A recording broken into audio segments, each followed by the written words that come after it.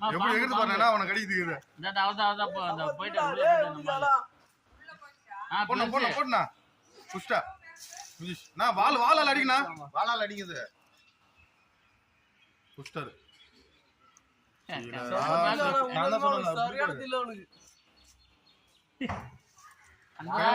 வாய வச்சுட்டு போனாங்க யார் மணி பாம்பு நிறைய சாப்பிட்டு போனாங்க.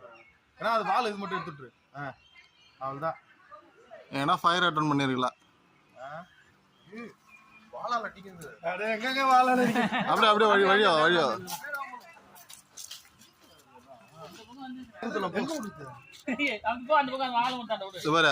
சொயிட்டு தலைக்கு அடிச்சு